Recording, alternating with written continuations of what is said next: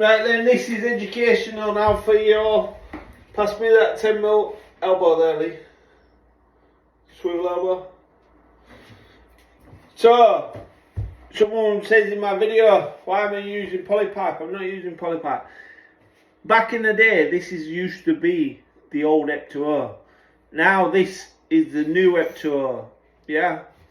The new Ep2O is thinking people used to leave them open, take them off, and then not tighten them back up properly.